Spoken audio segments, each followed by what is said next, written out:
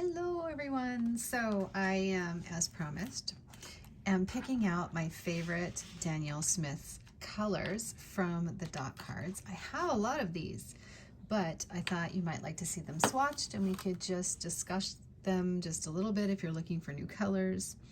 I will put the links to all of these colors below, and if you wouldn't mind using my affiliate links, if you decide to get the colors, please do, because that is going to fund the giveaways that I'm doing on this channel, as well as the giveaways in my watercolor group.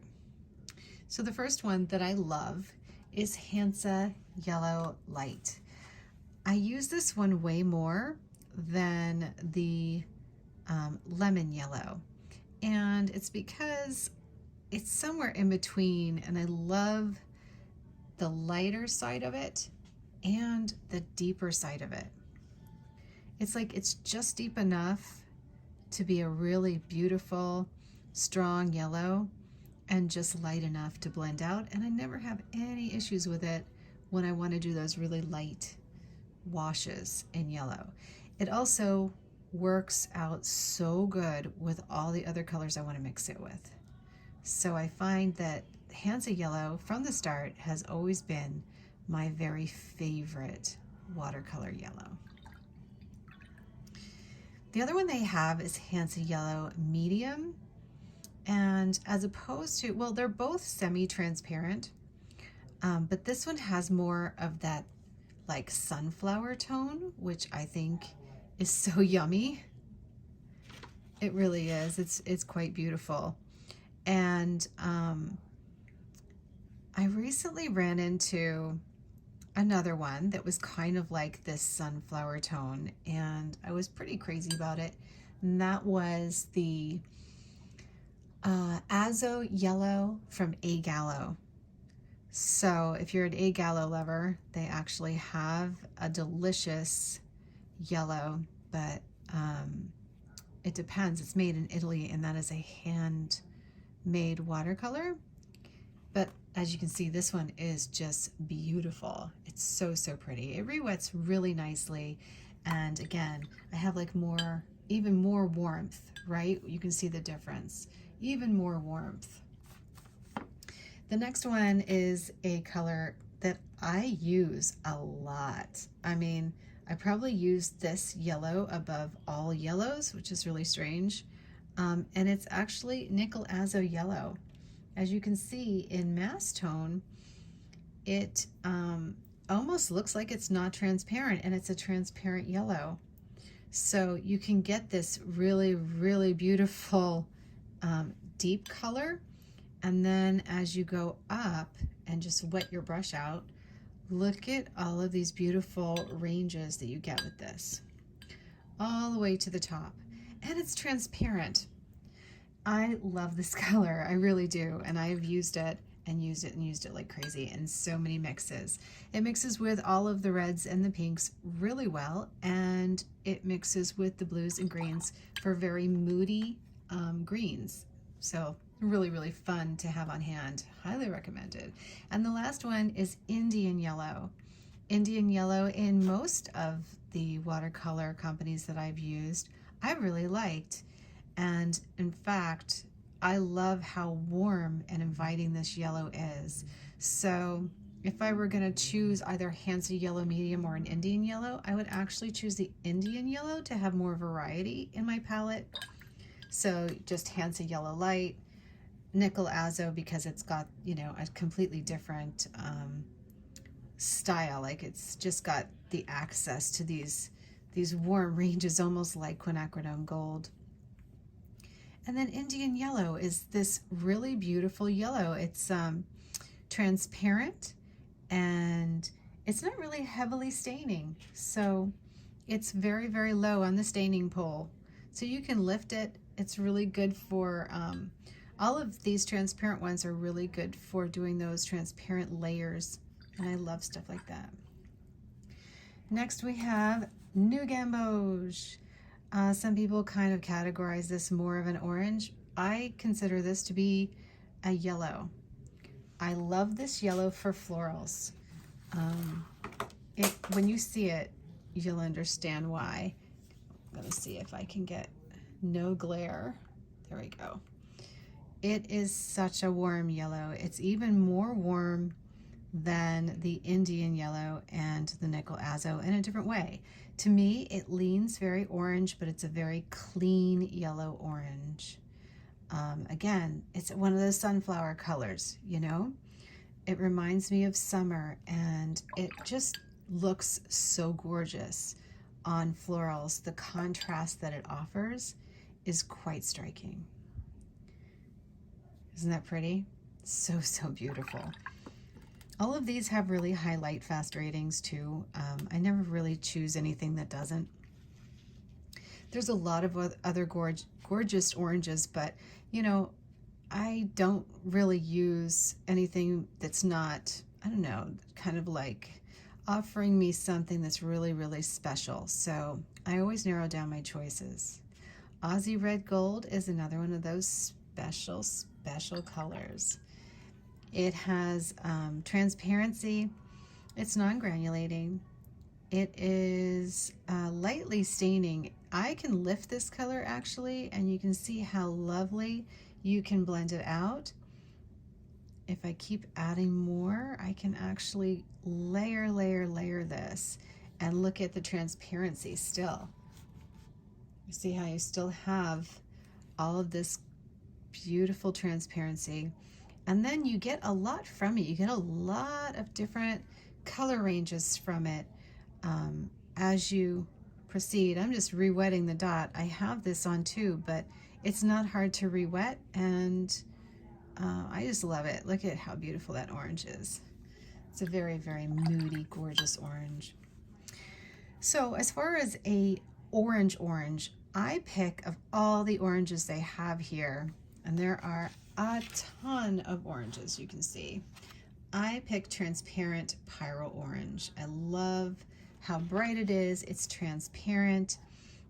It's a non-granulating color, so if you like those really, really nice transparent flowers, this is a good one because you can layer, you know, you wait for the layers to dry and you can keep layering them. A little goes a long way. I mean, I still have enough. I could probably paint a whole painting with this little dot of color that I have here. And look at that. And it's really high tinting strength, really high. I mean, you can see just wetting my paper. This is 100% cotton paper, and it just wants to roll. It wants to keep going. I'll add a little more of that color down here and just see what it does. But no matter how much, the tinting strength is enormously good, but still it's not covering up the words. So one of my favorite brushes to do swatches with, especially because it's a flat, is this Princeton Neptune brush. I wanted to let you know about it. It's 1/2 inch, and it's by far my most used flat brush. But I just recently got a sable one, and this one by Isaoua, I think, Isaoua, Isabey. Isabey, I-S-A-B-E-Y. I don't know, I got it at Jackson's and I got a few of them, so I wanted to try, so I'm just going to switch really quick here and just see if this is a brush that I like to swatch with, because you never know. Might not. So the next one I love is Quin Gold. I have to switch my sheets here because it's actually over here. The Quin Deep Gold is also a really gorgeous color, but I always use Quin Gold. I just like myself a Quin Gold. Now in recent years, the old Quin Gold formula has changed and it's no longer the same, but this one is lovely and transparent. Well, this brush doesn't hold nearly as much water as the Neptune, but interesting brush. So I'm just re-wetting this very easily. And look at that. So I have to keep adding water to this brush, which is interesting. That's like a synthetic, more of a synthetic feel to it. The Neptune has a very squirrely feel to it, which I love for swatches because that's how I am used to painting, you know, used to the control. And with more water on the brush, you tend to be able to pick up more paint. And I feel like my paint goes a long way with the other brush, where this one, I have to keep working at it. So I do have to reload this brush a lot more. I like it though. I like the length of it, and it's very smooth to paint with. So what I wanted to show you here though is at the lightest area of the Quin Gold, there's this beautiful sunny kind of sunflowery look. So I don't want to not have that here. I definitely want to show it on my swatch. And you can see it's lovely and transparent.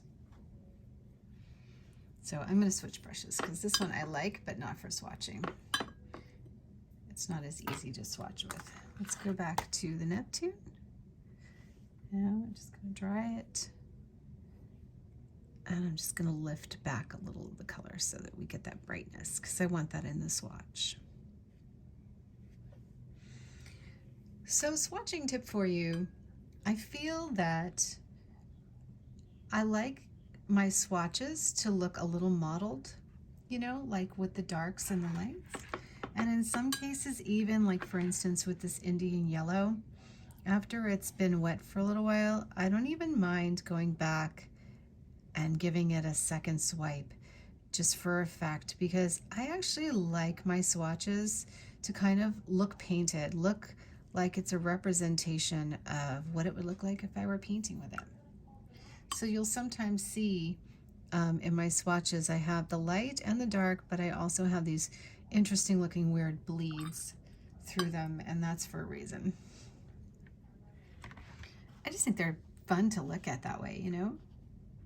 So go back and grab some nickel azo, and let's get a mid-range here in between the light and the dark, because that looks kind of cool.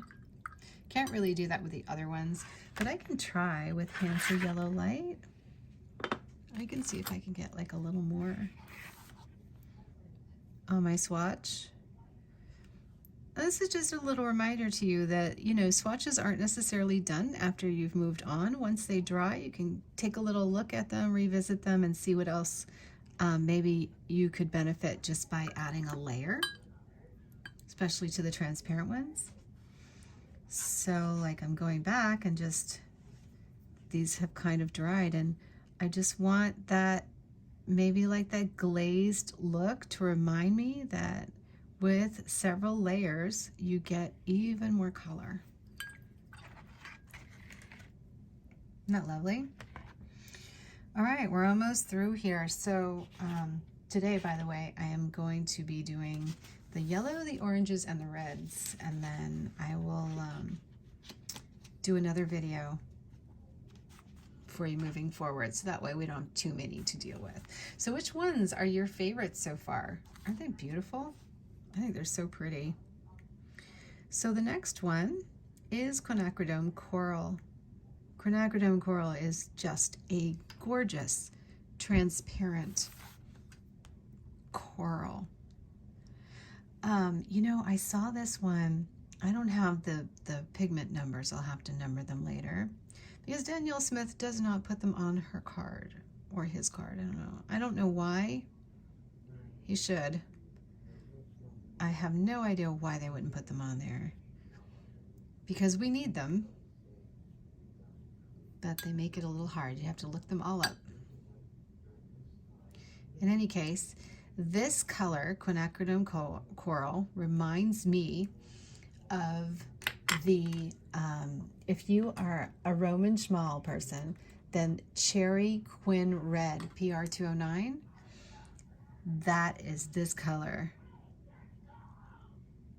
Absolutely. So it's got like a beautiful, it's, you know, it says it's non-granulating, but I have to say right now it kind of looks granulating a little bit.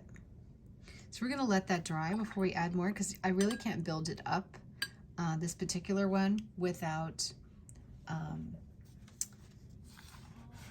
See it? I can't build it up without the it drying. Pyro Scarlet. Let me see if I want to go that far into reds. Yes, I think so. No, we're kind of like at the tip of our reds here, oranges, but let's take a look at it. Yeah, it's still pretty orange. Spiral Scarlet is a semi-staining or semi-transparent. But I just love it. This is one of my first ever Daniel Smith colors that I bought. And I really love it. I think it's such a gorgeous color. You can build it up and get so much vibrance out of it. It mixes with so many lovely colors as well. Okay, there we are. So that's the ones that are more orangey in the reds. I'm going to let you see them, and then we're going to stop here and we'll do another video with the deeper reds and the pinks and talk about those. So which one do you like the best, or do you like them all like I do? Once again, there are a ton of colors on the dot card sheet, and when I tell you you can easily make larger swatches with these, it's the way to go, because you can see exactly what kind of colors you want to bring into your palette, and then you'll have them moving forward. All right, those are my choices for the yellows to oranges. I hope you guys enjoyed this video. Give it a thumbs up if you did. I'll talk to you later.